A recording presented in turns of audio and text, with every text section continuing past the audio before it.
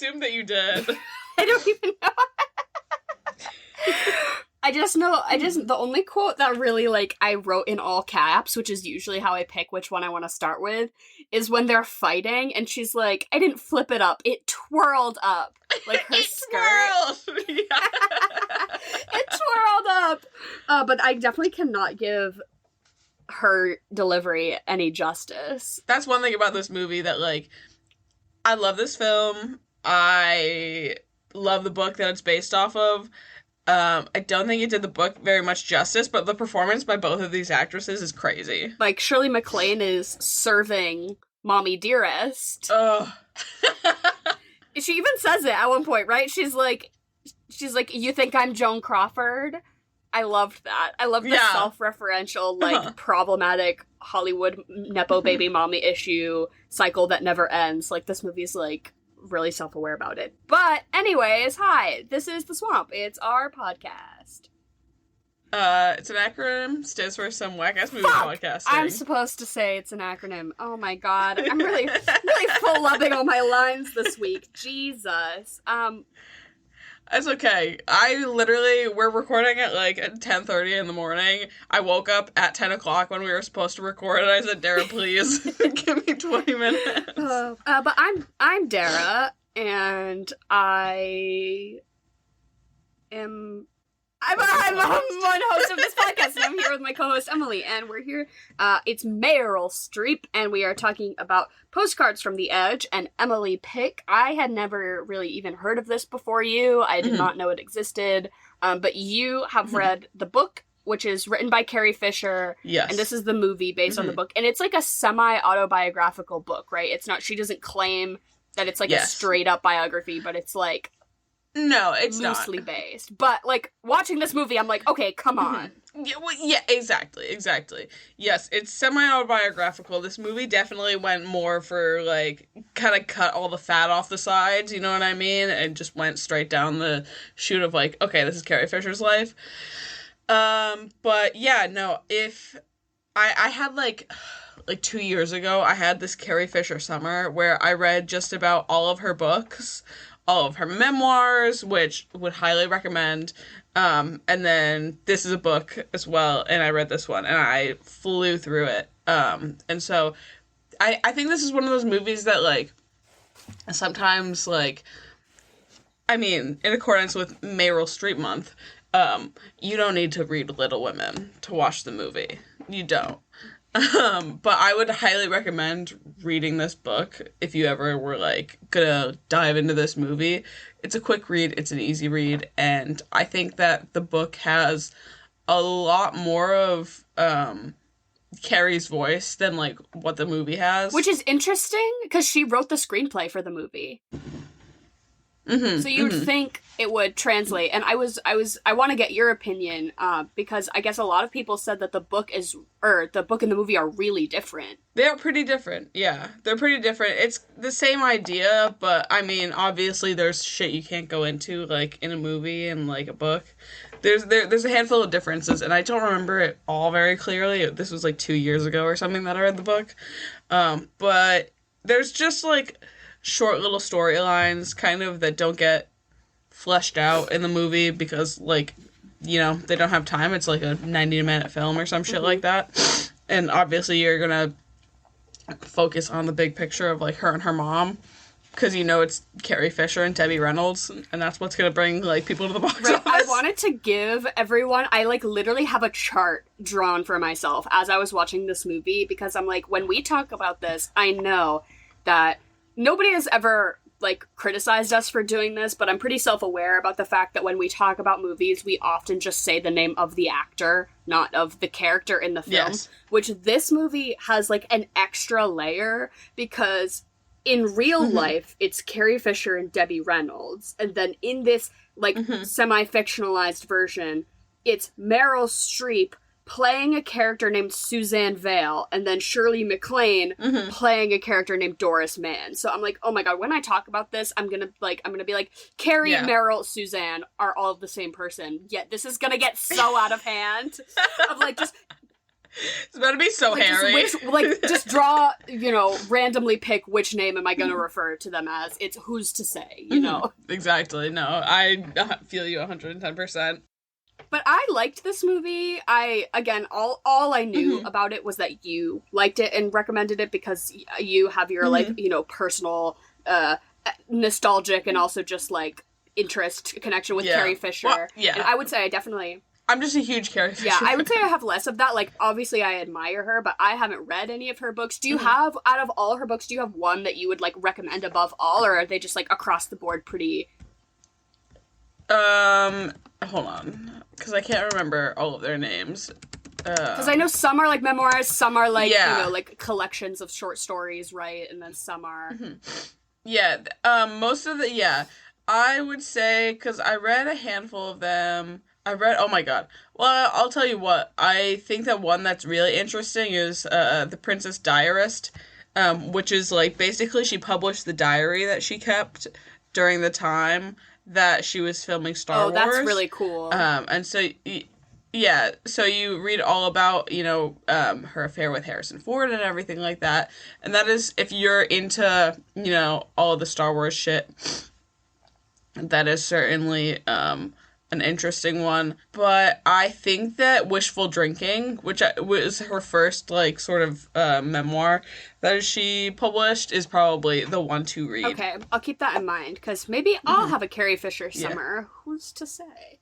Yeah, she's got a good handful, and it's, like I said, I love them because it's so, there's so many authors that, their voice, comes through, doesn't come through, whatever, but, when you read these books, you're like, okay, this is Carrie Fisher writing them. You know what I mean? But I liked this movie, but I did think it was a little slow, and you can almost tell it's based on, a more intimate, personal book, and that there was a lot in there that you can't really convey on film, because I felt like a lot of things I'm like, oh, you're really stretching this out. But I also, as far as it being, semi-autobiographical, I was like, can we just, pull up the curtain for a second? Because, it feels, I guess maybe the book is a little less that, but this movie felt so, I'm like, okay, how is this not just a one-to-one? The only thing I didn't get is I was like, did Carrie Fisher sing? Yeah, Carrie Fisher, what was said in this movie about her being a part of, her mom's stage act is 110% true. She was, I think I looked at the stats, it was, she was singing in her mom's act when she was, 14 or something like that. See, that's the only thing is I'm like, maybe they added that in to sprinkle a little fiction, but... So true. But no.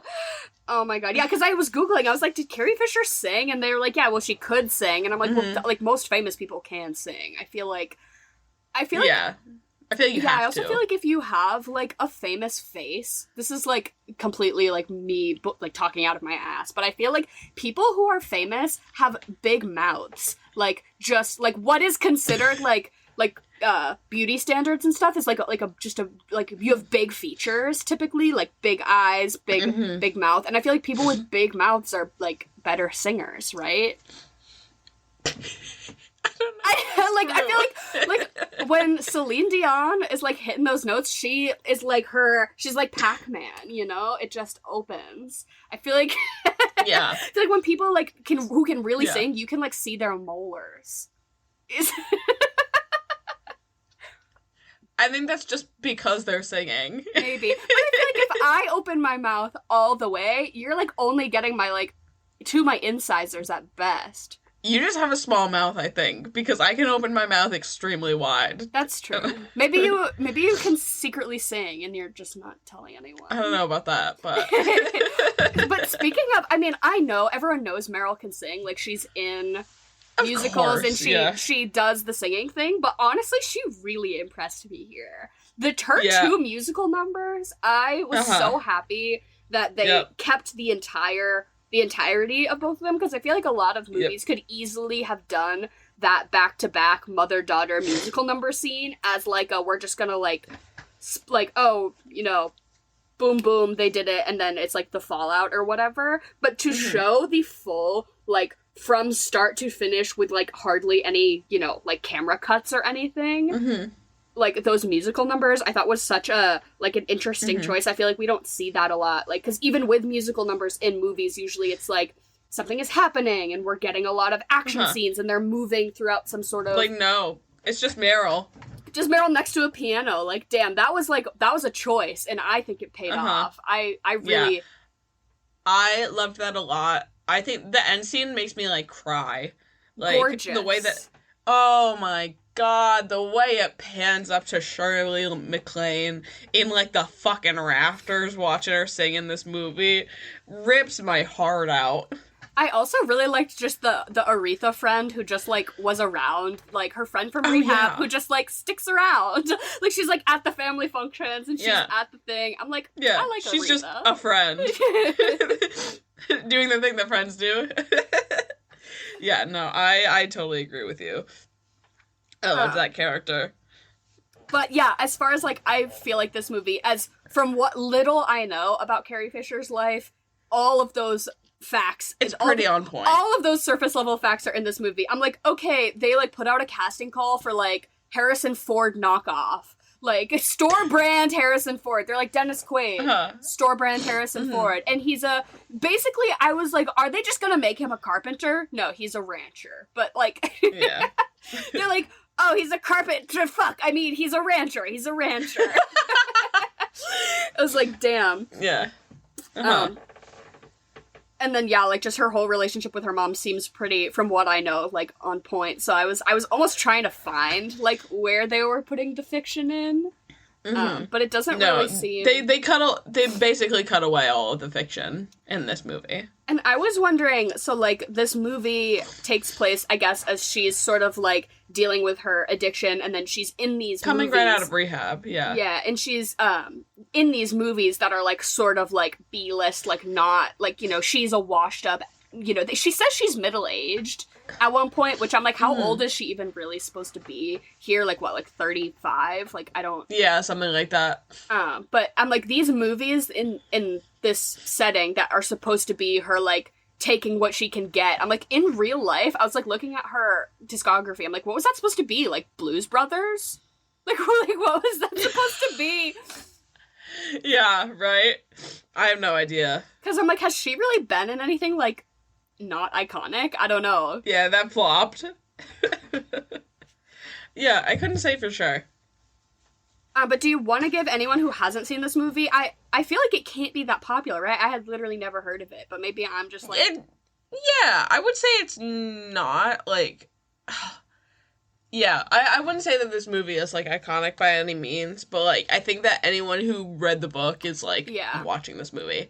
Yeah, so basically, like we've already stated, based on Carrie Fisher's life, it follows Suzanne Vale, who is a recovering drug addict, basically doing her thing, movie star, she's, performing, and ends up going to the hospital, getting her stomach pumped, ends up in rehab, and it follows her as she has to deal with that. She, like, has to live with her mother because it's in, like, her contracts that she sort of has, like, a guardian.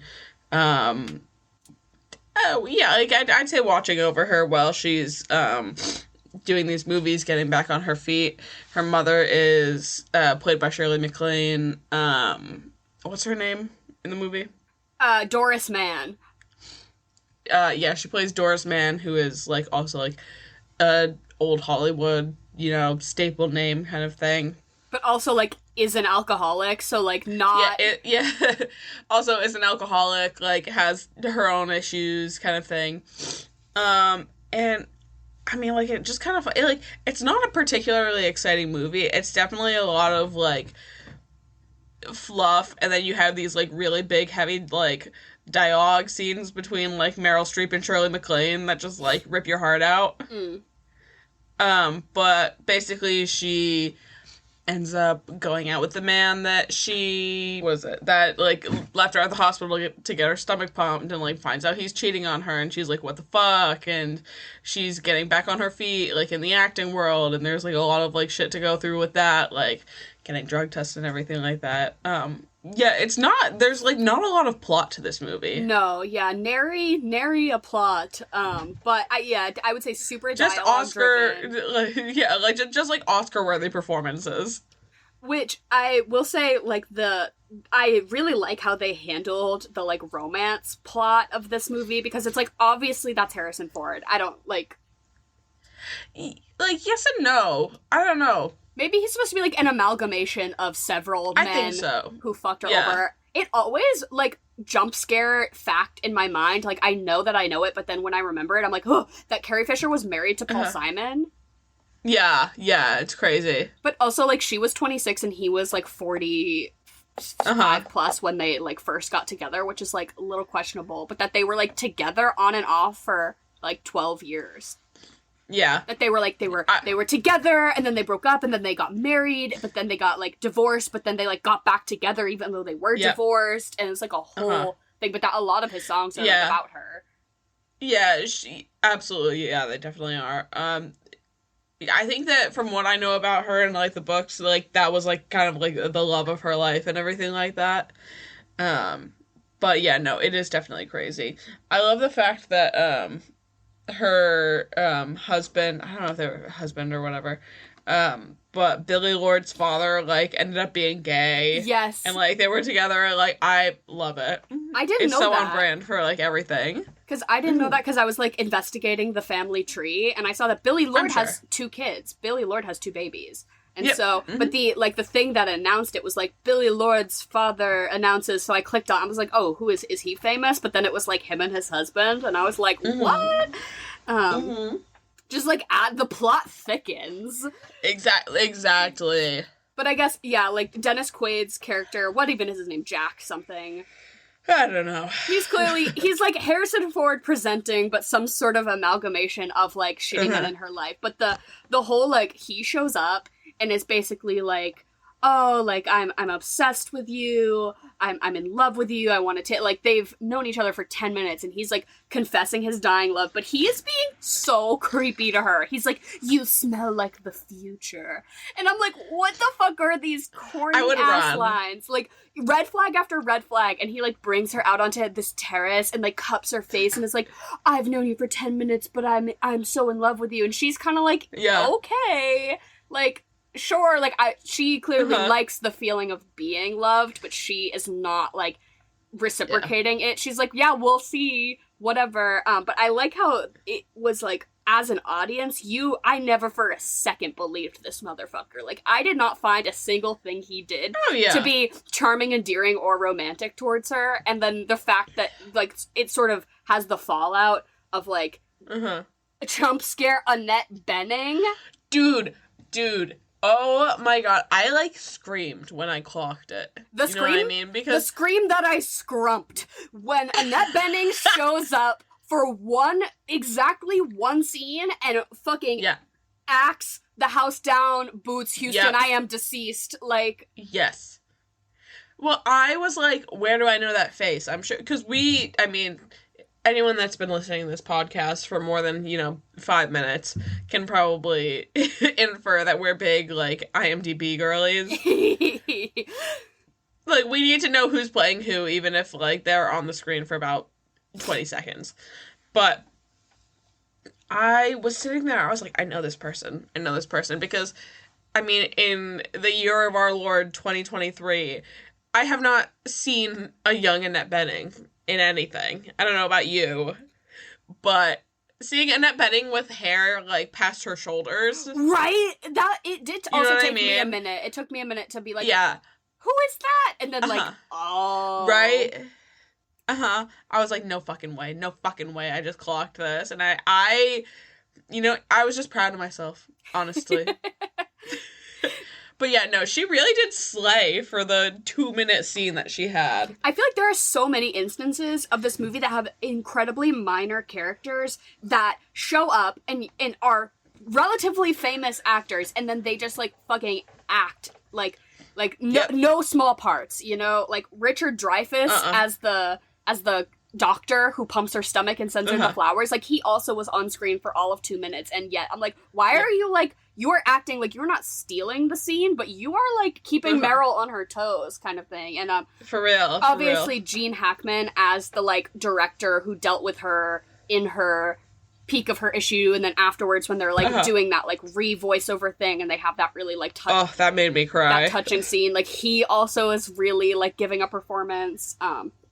But, yeah, I liked that the whole Annette Bening and Meryl discussing, like, you know, their relationship with the same guy, and they kind of have two different points of view about, like, casual sex, or, like, you know, whether it's, like, a thing or not. But that... Afterwards, she just shows up, she's like, fuck you, I thought you really cared about me, shoots some blanks out of a gun, and then drives off. And then that's kind of the end we hear of it. And I really like that, because I'm like, I don't need there to be more, like, him chasing after her, or, like, her going back to him, because I feel like a lot of movies would be like, let's draw out this romance, or at least the drama of the fallout. And I really like that it was like, as an audience, you're like, he's a creep, red flag after red flag, she is a little self-aware that she's, like, maybe not ready to get into something like this, but yet she likes the feeling of, like, being, you know, protected or loved by somebody, and then, like, once she comes to terms with, like, he is not gonna provide that for her, she steps away. And I'm like, that's such a healthy, like, I feel like they should show certain scenes of this movie to, like, you should show this to your friend who has, like, a toxic boyfriend, and be like, girly, if you cannot point out the red flags of Dennis Quaid right now, then, like, I'm gonna bonk you on the head. Like, yeah, really. And the same thing with, like, I feel like toxic moms. I'm like, if they should show this to, like, toxic moms and be like, if you can't tell me what Shirley MacLaine is doing wrong, I'm taking away custody of your teenage daughter. Literally. Who is it but my mother, Jen, here for her weekly interim segment of the podcast. It's called Chocolate or Vanilla. She says two things. We all say which one we like better. Jen, how are you today? I'm really good. I have the day off of work. Yes! Yep, just like M. Ooh, yep. Jen, is there a theme this week? So there's a theme. It's celebrities with autobiographies. Oh, nice! Oh, love that. Yeah. So I think that you should pick the person you like better, but... you know, bonus points for some of the names of these books. If you would rather, like, say what title of the book you like better, I guess that's okay too. Yeah. Chocolate or vanilla? Chocolate. I'm actually gonna go chocolate this week. Oh my god! So we have a chocolate sweep. I've just, like, for the last handful of months, you know when, like, your palate just changes every, like, 7 years or something like that. Yeah. I don't know.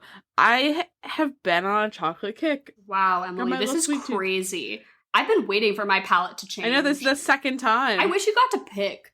I wish there was, like, a computer database where they were like, okay, you get 3 new things, but you have to lose 1. Yeah. And I'd be like, okay. Like, my palate, my palate is changing, but also all of my period symptoms are changing, which I hate. I'm like, I just got the hang of this. Now I have back pain and hot flashes. Oh, God. First one. Steve Martin. The name of his book is Number One is Walking. What? No, Steve Martin's biography is called Born Standing Up. Some of these people have too, because you'll see later that Carrie Fisher's got another one too. Yeah, several many. I'm sorry to correct you, Jen, but the Steve Martin biography is Born Standing Up. Okay, so Born Standing Up, or Paul Newman, The Extraordinary Life of an Ordinary Man. So all I know about Paul Newman is that he is on every produce, or not produce, but, like, dry pantry product. And when I was little, I thought that was Mr. Rogers, because he was just, like, a white man who was, like, older than 40. And so we would, like, be in the grocery store, and I'd be like, that's Mr. Rogers. I'm like, damn, that man has his hands in all sorts of stuff. But I'm sorry, I didn't mean to, like, harp on your Steve Martin choice, but I do know that is basically, if you want to read, like, a comedian biography, that Steve Martin is so smart and such a great writer, on top of just being incredibly funny. He has a lot of really great content about art history. He's, like, an art collector. Mm-hmm. And so I kind of got into, like, his more, like, not public comedy side, but more of, like, the stuff he's written when I was taking a lot of art history classes. And he is just a really great writer. I haven't read Born Standing Up, but Henry has, and he says it's, like, one of his favorite books ever. So I'll go for Steve Martin. I will also go for the Steve Martin one. Yeah, I guess I'll go for Steve Martin for this week. Next one is Jeanette McCurdy, I'm Glad My Mom Died. Oh, I have to read that. I guess Carrie Fisher has another one called The Princess Diarist. So I feel like even though I have read Jeanette McCurdy's biography, I actually listened to it on audiobook, and she does the recording. And I really liked it. It was a big like TikTok moment where everyone was like freaking out over Jeanette McCurdy's sort of tell-all book. But I enjoyed it, and I was like reading it at the same time as all my friends. So it was like a big like, you know, conversation point. And I did enjoy it. I liked listening to it on audiobook because you got more like of her voice. But there's no way that it's not as, or that it's better than a Carrie Fisher autobiography. So I'm gonna say Carrie Fisher. But I enjoyed Jeanette McCurdy. Yeah. Oh, that's such a hard one, Jen, because I've wanted to read that book for a while. I am gonna go for The Princess Diarist, especially because, I mean, it's just all of the tea. Like, it is literally, like, her journal from when she was recording Star Wars. I know, these two choices are like, what tea do you want? iCarly tea or Star Wars tea? Exactly. Yeah, that's what I was going to say. I loved iCarly back in the day, but I will go with Carrie Fisher also. Yeah. Next one, Jenna Fisher and Angela Kinsey, The Office BFFs. Or is Everyone Hanging Out Without Me, Mindy Kaling? Oh, interesting. I didn't know that the two of them had a book. I know that they do the podcast. That's pretty much like the staple, like Office podcast.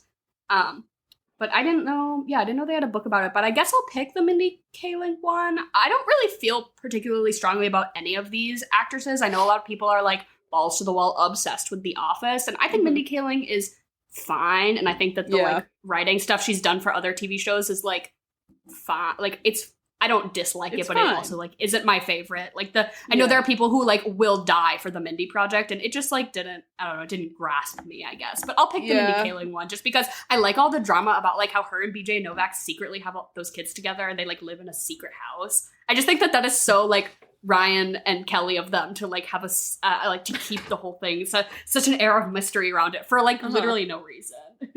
Exactly. No, I'm also gonna jump on the Mindy Kaling train for this one because I am a bit anti The Office, and I feel like some of those actors have just been like making the most of this one like show that they had, and Mindy Kaling has at least done other things. Yeah, see, maybe it's my age, but I just think The Office is hysterical. I think it makes you like don't take life so seriously. You know, like I think you can look at any workplace and kind of pick out some stereotypes of like, who are you in your workplace? Who are you? I'm Creed, I think. We joke. Me and my friend joke that I wish I want to be a Pam, but I'm probably a Phyllis. Is there anyone who's mad all the time? In the office? Stanley. Yeah. You're a Stanley. Yeah. Okay, next one is Tina Fey, Bossy Pants, or Amy Poehler, Yes Please. Fuck. Ooh, I feel like just between these two women, I'm gonna pick Tina Fey. I recently, like very, very late to the game, got into 30 Rock. I'm going to say like a year ago. I had never seen it. I just started. And it is like such S-tier, like comedy, satire, just fucking so hilarious. What do you watch that on? Because I think I would like it.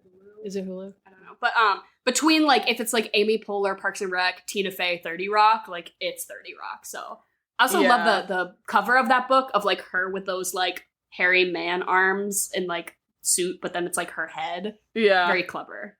Yeah, I like that. I'm also gonna go Tina Fey on this one. I don't know. They're that's a really hard choice because they're both so brilliant. Yeah, they're both so similar. I would go Tina Fey. Next one, Kitchen Confidential by Anthony Bourdain, or Taste My Life Through Food by Stanley Tucci. Oh, Jen, why do you gotta pit two kings against each other? Fuck! That's what I do. Emily sent me like a young Stanley Tucci Levi's commercial thirst trap the other day, and I like broke out into a sweat. It was really hot. It threw my entire day off kilter. His arms are the size of, like, small watermelons. But I do have to pick Anthony Bourdain. He is that guy. Have you read that book? I haven't read it, but I watched his, like, show. Yeah, it is super, super good. That's, like, the thing that put him on the map at first. I have to pick Anthony Bourdain. I'm gonna go Stanley Tucci. Next one is Finding Me by Viola Davis or Becoming by Michelle Obama. I don't know. I just have a personal gripe against Becoming by Michelle Obama because really? when I've worked at several libraries, it just like was the hottest biography that everyone wanted for like literally 10 years. And we just had so many copies of it that like I could never fit them all on the shelf. Like there just never was enough room for the 97 copies of Michelle Obama's biography. Like I'm like, I have to shift all the books down. Like, everyone else's biography gets one little bottom shelf, while Michelle Obama gets the first 3 rows, because that's just how many copies we had to keep in stock. Yeah. I didn't even know Viola Davis had a biography, but I'll pick her, because I'm sure I had no problem shelving hers. I'm gonna jump on the train that everyone else was on, and I'm gonna pick Becoming by Michelle Obama. We definitely got, like, my mom that for Mother's Day one year. Classic. Yeah. I'm also going to go with Michelle Obama. I listened to it book on tape and she read it, which is always really cool. Yeah. Next one is Face It by Debbie Harry or Life by Keith Richards. I don't really know. So Blondie or Rolling Stones? Yeah, I don't really know enough about either of these to say, but I like the name of Debbie Harry's better. Yeah. So I will pick that. Yeah, I think Debbie Harry's a fucking badass, so I would definitely read that book. And I don't give a shit about the Rolling Stones, honestly. But to call your autobiography Life? Come on. Come on. You had a shard of creativity. That's what I thought about Viola Davis and Michelle Obama's titles. I was like, that's so generic. Yeah. Like, you know, where some of the other ones are so good. Yeah.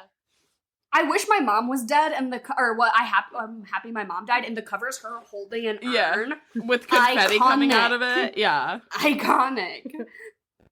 But I'll go Debbie Harry too, because definitely in the 80s I was more into Blondie music than Rolling Stones. Apologies to my friend Jill, who loves the Stones. Last one is Cinema Speculation by Quentin Tarantino or Green Lights by Matthew McConaughey. Oh, I feel like Green Lights was another one that, like, all the moms at the library, like, literally, it was backed up for 6 months because so many people wanted that fucking Matthew McConaughey book. Not that I have any gripe against people utilizing their public library. I think it's great. But I was just the person who had to, you know, shelf it.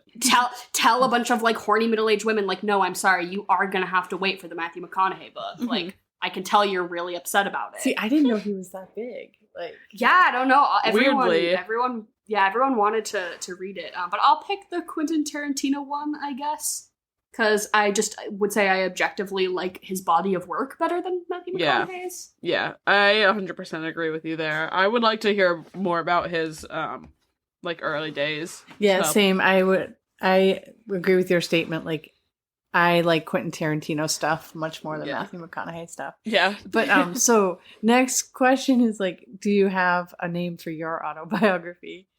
Oh, so when I was in, I'm gonna say like 10th grade, we had to write. Oh, is this like an English assignment? Yeah, we had to write like a series of like vignettes about our life. Oh, and then, God. Like, it was like, in theory, like, what would you title like your like series of vignettes? And I called mine like Sarah. It's like, what did I call it? It's like Sarah, but with a D, because like my name is Dara, but people think it's Sarah. But then I realized that was like implying like that I maybe have a penis. So like, you know, like it's like Sarah, but with a D. But then I was like, oh my God. So like looking back, that was maybe not the most. I like that. But that was my 10th grade name of my biography. I don't know what I would call it today. I have no idea. Buffering or some shit. Buffering! I like that. Buffering. I was thinking dessert before dinner. Dessert before dinner. Yeah, I or like breakfast for dinner. Breakfast for dinner. Breakfast for dinner. Okay, I feel like, but that would have to be a cookbook. Well, Jen, thank you so much. This was riveting and makes me want to read some of these books. So maybe I will learn how to read and get on that train. As always, we have loved having you. We'll see you next week. All right. Love you guys. Have an awesome night. Bye. Now that I sound like an actual podcaster instead of... This is not the first time we've had technical difficulties by any stretch, but Emily's mic wasn't on for the first 20 minutes. So if you notice a considerable increase, I'm going to try to work some audio magic. I've been getting better? ? Yeah. I don't really know, but... Like I said, I woke up 30 minutes ago, so... Bear with me.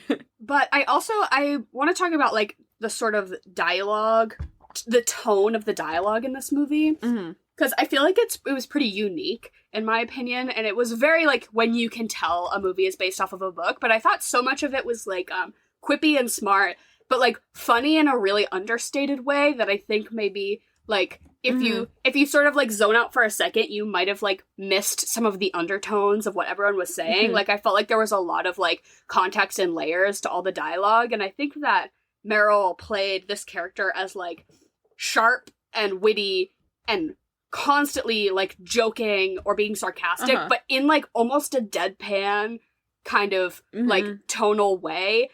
And even Shirley MacLaine at some point is like, I don't understand your humor. Like, I don't get that. And I think even a lot of audiences could, like, almost like, I probably missed some of it just because so much of it was delivered, like, just conversationally. But, like, especially the scene, to me, between her and Dennis Quaid, where he's, like, professing his dying love, and she's just kind of, like, saying shit back, and he's like, stop making fun of me. And I'm like, oh, I feel like you could have read that as her being very genuine.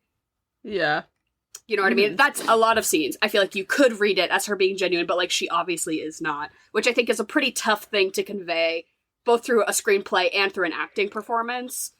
So that's, like, to me, what gave Meryl her real edge here. The beginning of this movie got me. The fake out where they, like, start, it's, like, her acting in some, like, hokey... I was gonna ask you about that. I was, like, it got me, and then it was, like, when she was, like, getting interrogated by the two guys, I was like...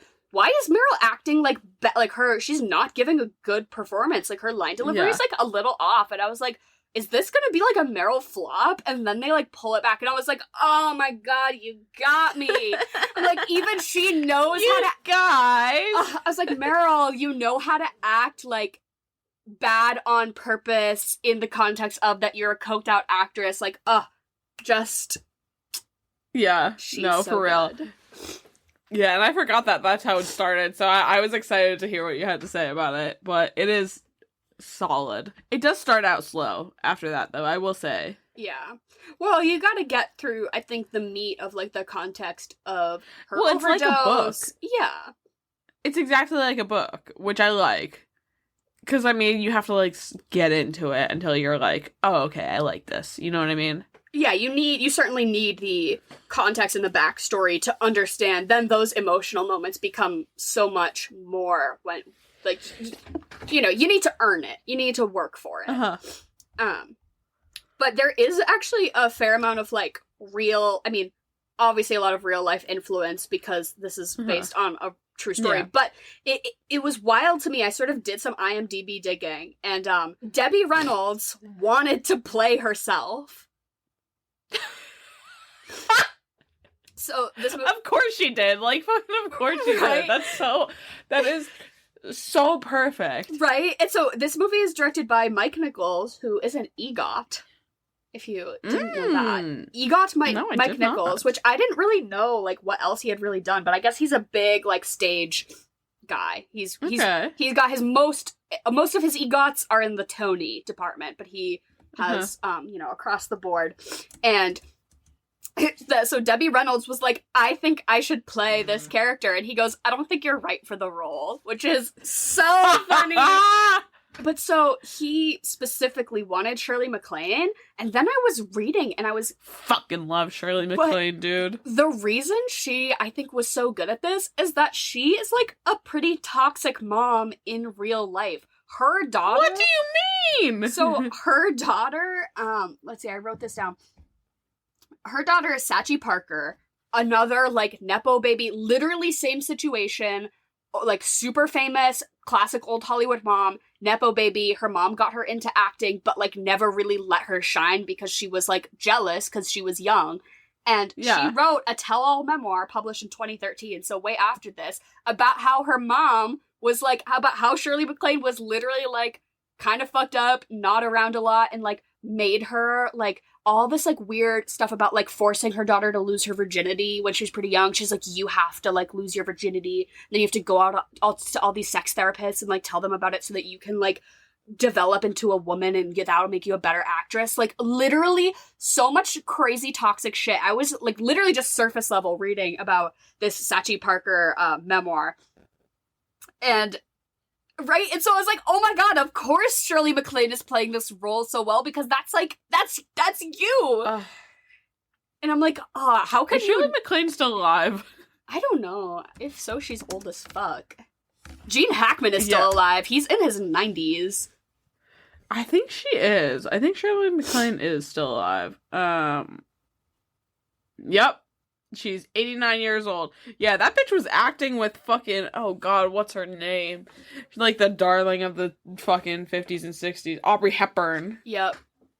And all that shit.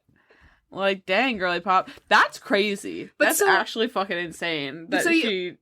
Right? So you've got that layer of, like, actual truth to the situation, and then I was reading a little bit about Mike Nichols, the director, and he also dealt with a lot of addiction and alcoholism and recovery, so I think having somebody who's been through something like that direct a movie of this sort of, like, subject matter and, like, getting to those real emotional moments in, like, what could be perhaps, like, a messy or, like, muddy, I don't know, like, it's tough to cut through a lot of that, I think. And so I was like, this just really shows, like, the screenplay was written by Carrie Fisher. It was directed by somebody who was, like, I know that the two of them are close, Carrie Fisher and Mike Nichols, that they were, like, you know, worked pretty closely together and, like, were friends or whatever. But I feel like the only reason this movie works is because the people working on it had such experience. And so Mike Nichols also directed the movie Working Girl.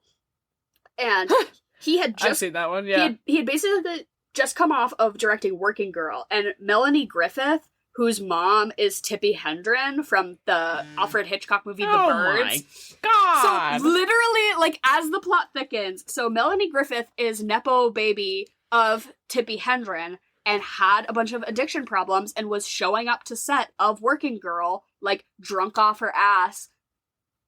And and Mike Nichols was the director who basically had to, like, slap her into shape and be like, we need to get this shit done. I can't deal with your personal problems. Yeah. Literally, the opening of this movie is, like, what he had just fuck done. Up my movie.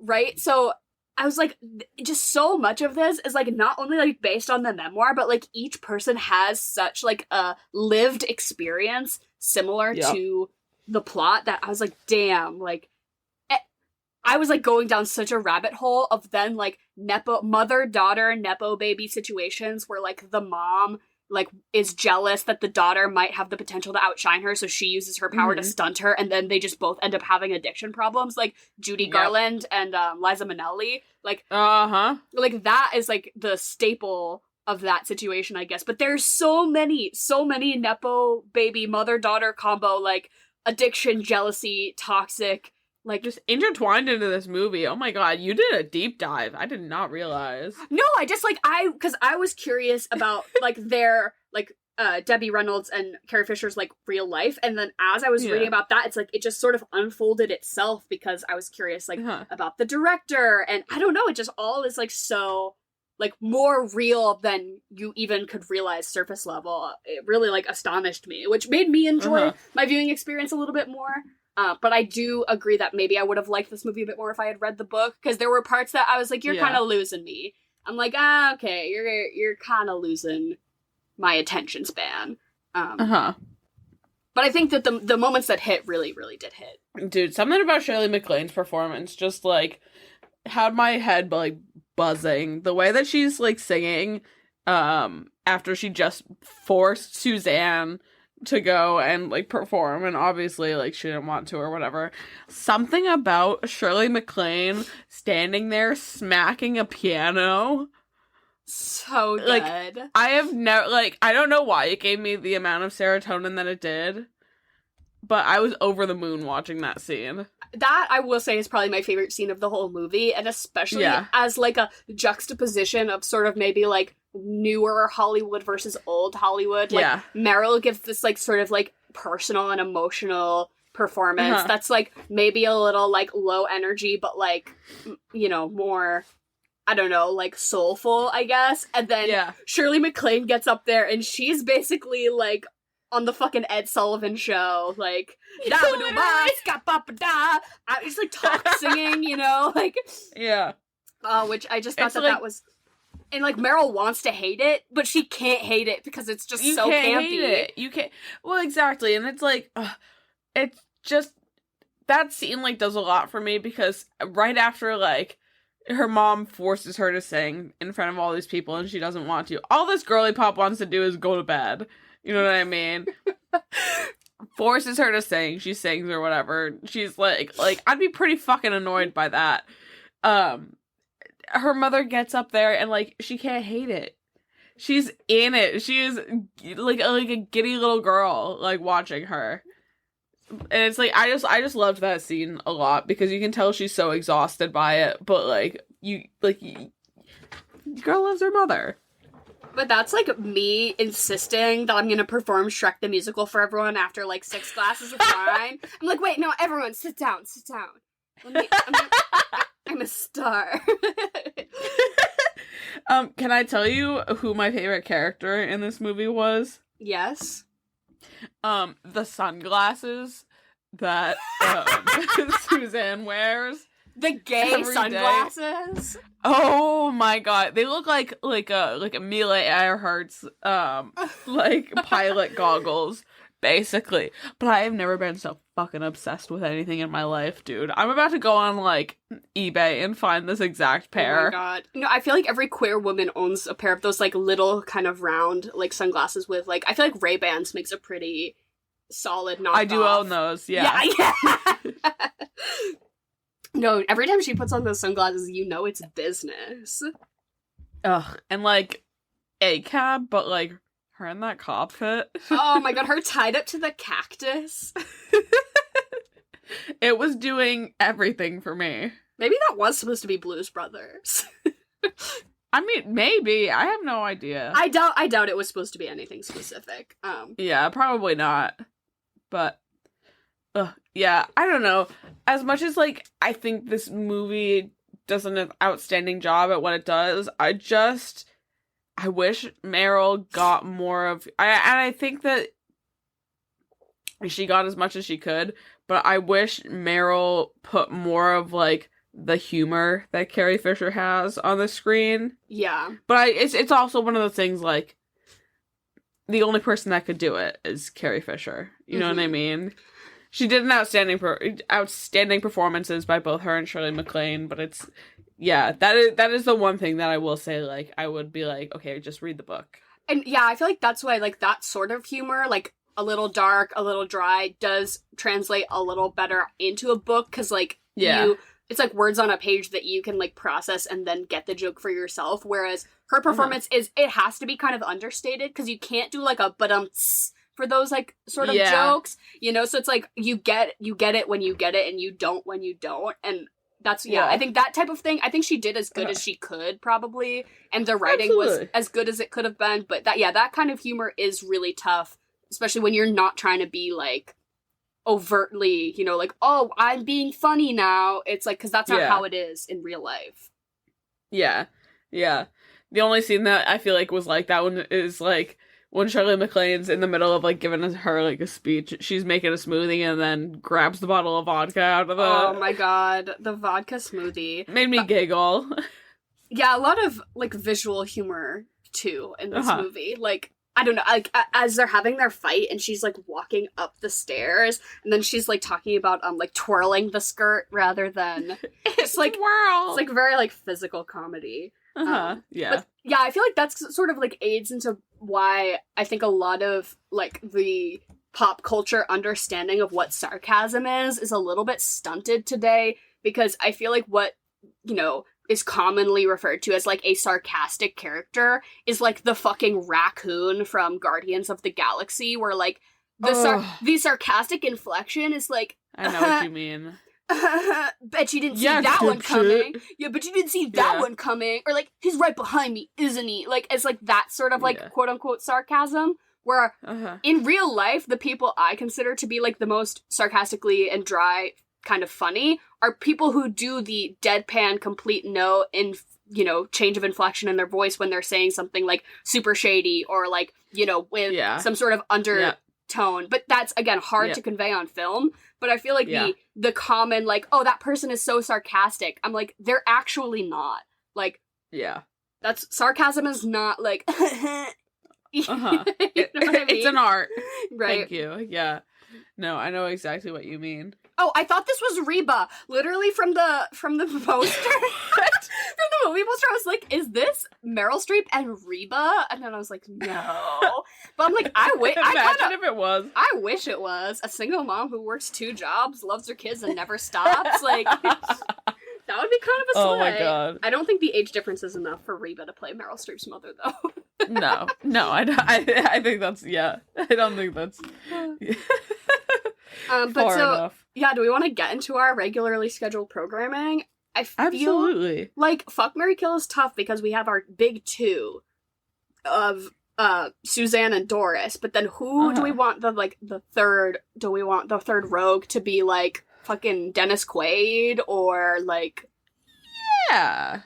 I feel like he's the other, like... I guess most screen time, I guess. Yeah. But... Alright, I'm just gonna bang it out. Fuck Dennis Quaid. Marry Meryl, kill Shirley MacLaine. I'm gonna kill Dennis Quaid. I'm gonna fuck Shirley MacLaine. Okay. She was putting the moves on him in that one scene where, like, he comes to the house and she's, like, really... Her putting her little, like, hand on his arm. She's turning it out, honestly. And I feel like she's a performer. So it's gonna be, you know, maybe she'll sing me a little song after or something. Yeah. And, I'm gonna marry Meryl, obviously. Yeah. I feel like we don't need to do it for the whole movie because I think that I know that we're both gonna marry Aretha. No, I'm gonna marry Annette Bening. Her endolphins.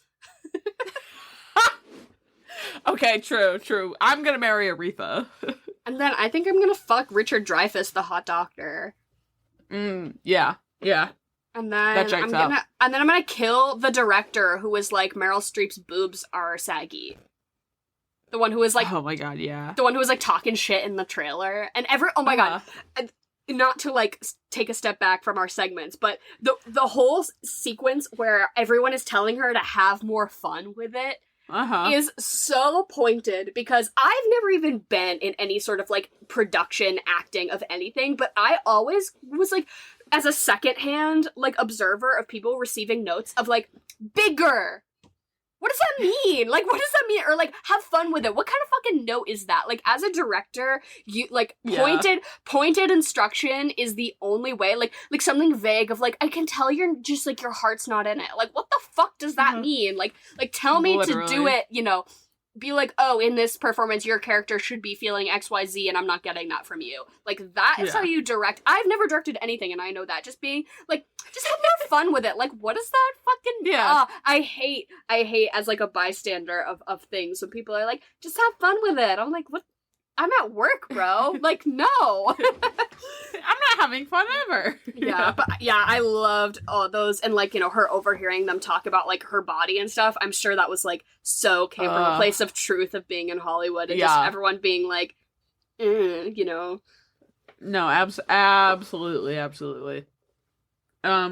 But what would you eat and drink with this movie? Because I think that you drink a Diet Coke and you eat a Krispy Kreme. I love that! Yeah, mine is pretty similar. I was like, at first, I was like, you do a vodka smoothie. And then I was like, honestly, I don't want to drink during this movie. Like, yeah. was like, it's just gonna make me sad, I think. So then I was like, you could do like a cute mocktail. But to me, when I'm like drinking not an alcoholic beverage, I don't really want it to like emulate one for as much. Like, I don't know. So I feel like I just think like a black coffee or like whatever your, you know, whatever your like standard coffee preference is, but like the most basic, like don't do anything special to it.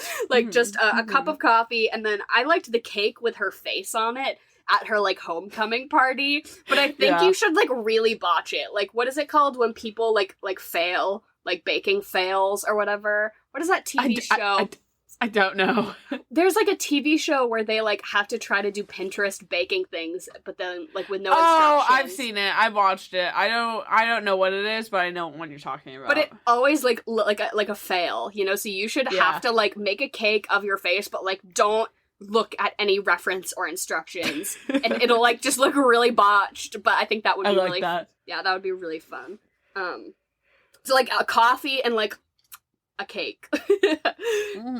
I like a Diet Coke and a Krispy Kreme though. Meryl drinking her little Diet Cokes in this movie. Yeah. Which one, again, was also true to this book and just true to Carrie Fisher. That was for the girls. She was a Diet Coke girly. And which I just love. What movie would you follow this up with? Mamma Mia. Oh, okay. Easy. Yeah. Easy. There's nothing else to say. So true. Again, you just switch the roles. This is Meryl Streep being a mother in turmoil this time. Yeah. But yet, like, not imparting... Song, dance, ABBA, it's perfect. She's a mother in turmoil, but she's not imparting any of her trauma onto her daughter. Like, she's still... Exactly. She's still being very supportive. She's actually trying to hide all of her trauma. But very similarly, this is a lengthy list, but I think you could do a mommy issues marathon. And you start with the most traumatic and you end with something happy. So you start with like Mommy Dearest, and then you move on to maybe this one. Then like Lady Bird, we're sort of on the mend. Then Everything Everywhere All at Once, right? Like we're healing. And then you do the happy ones, Mamma Mia and Hairspray. I love that. I love that so much. I like how the end ones are both two different musicals, right? But like, no better way to heal generational trauma than through song. Exactly, as we've seen in this movie. That's so good. I love that. What do you rate this movie? I give it a 6. I'm also giving it a 6. Yeah, I gave it a 3 out of 5 stars on Letterboxd, which for some reason I have a really hard time. Like, to me, the out of 5 stars is an entirely different metric than 1 through 10. Like, why? Like, literally... No, truly. Literally, it should be just, like, double it, but I'm like, yeah, a movie I give 3 stars to could be, like, it could be a 9. Who's to say? Exactly. No, I feel you entirely. Okay, Jenna's calling me, so we're gonna wrap this up. Thank you, everyone, for listening. It's been Nay Roll Streep. As always, please leave your comments for movies, month themes, movie suggestions, everything. We're going to do a Pride Month theme yet. We haven't really fleshed it out, but if you have any sort of, like, Pride-related suggestions, definitely leave those for us. We're maybe gearing towards, like, movies made by actual LGBTQ people, so maybe if you have any of those suggestions, definitely leave them for us. We love to hear from you. Links in the description to all of our social medias, all of that good stuff. If you'd like to see all of my 3-star ratings, you can check out our Letterboxd. Those are down, definitely. I follow everyone back on that. I was gonna say that's the best way to reach me. Like if you you and I want to be besties on social media, follow me on Letterboxd. I will follow you back. And as always, we love you all, and goodbye and good night.